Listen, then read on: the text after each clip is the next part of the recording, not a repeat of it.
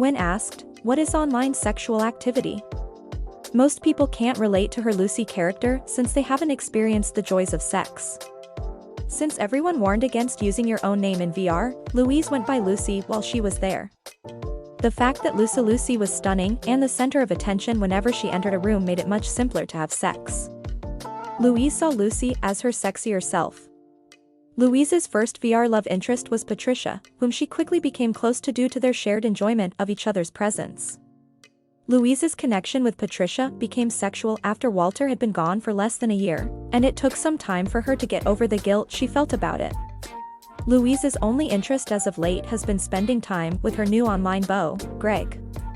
Greg was in great physical shape and exuded an air of self-assurance that Walter, may God rest his soul, lacked. Thanks to virtual reality, Louise was able to have the type of romantic encounter she'd always dreamed of, complete with stimulating dialogue that didn't revolve around family conflict and a gorgeous guy who obviously liked her body. Louise bought Lucy a skin-tight red dress, the type Louise would never have dared to wear in her younger years, and hurried to get her ready for her date that night. Louise was feeling more and more giddy as she waited for Greg to respond. There was some doubt in her mind as to whether or not Greg was indeed a 38-year-old handsome hunk. Well, it didn't matter anyhow since she never meant to tell him the truth. Let's go back to Lucy for a moment. Which heels would complement her new outfit the most? A huge sociological experiment is being conducted on us right now. The definition of intimacy is shifting before our own eyes as a result of technological advancements. For the first time in human history, we have the means to have sexual encounters with people we've only met in our imaginations, with machines, and with people in far-flung locations. As our lives, particularly the most private ones, move more into virtual realms, the societal fights being fought now to defend gender fluidity and orientation will become less crucial. Because in VR we may create our own stories, adopt new personas, and engage in sexual exploits we would otherwise feel too self-conscious to try out in the real world. Feeling as if you are someone else or as if you are doing something else is no longer constrained by the physical limitations of your body. In this respect, the divide between the online and offline worlds becomes more porous.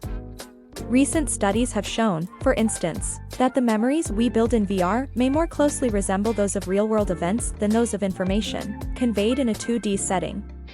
Because virtual reality is so immersive, we physically remember our experiences in the virtual world.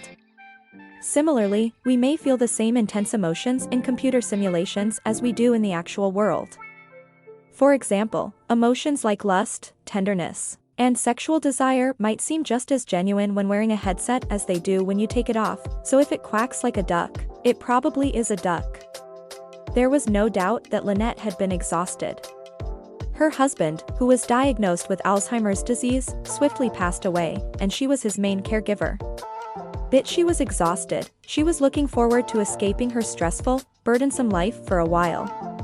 Her preferred digital alter ego, Greg, was a macho icon with a hot Barbie girlfriend. Greg provided Lynette with a heady dose of the sensation of being in charge, something she seldom, if ever, gets to feel in real life. Lynette made sure her headset was turned on and functioning properly before her steamy nighttime date. There will be a wide variety of ways in which we may interact with our virtual partners, including virtual reality, augmented reality, and robots. But they'll all try to make you happy, if that's your idea of erotica. Furthermore, depending on the sort of virtual partner you engage, they may not have any emotional baggage or sexual or emotional demands to begin with. Virtual reality (VR) will be most influential when it is able to satisfy our unfulfilled wants, or at least meet those requirements more efficiently and effectively than the actual world. The issue that begs to be answered is, what does this entail for humankind? At this point, we can only speculate. While most people overlook or don't care about our growing dependence on virtual intimacy, both proponents and detractors of this trend have stated their perspectives. Individuals who perceive virtual reality as a method for those without romantic relationships to feel intimacy, and for those who want to express their sexuality more freely in a safe space remark, "It's great." People who worry that virtual ones will replace actual love sometimes declare, "It's the end of intimacy." Some people may see the advantages of new technology, while others will see it as harmful to their personal life and relationships.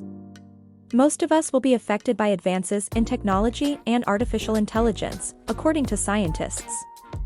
Having sex and being intimate now looks quite different from even only 40 years ago. During the time Louise and Lynette were alive, sex moved from being something you should ideally have with just one partner for your whole life, to something you could have with almost endless sex technology and nearly unlimited companions.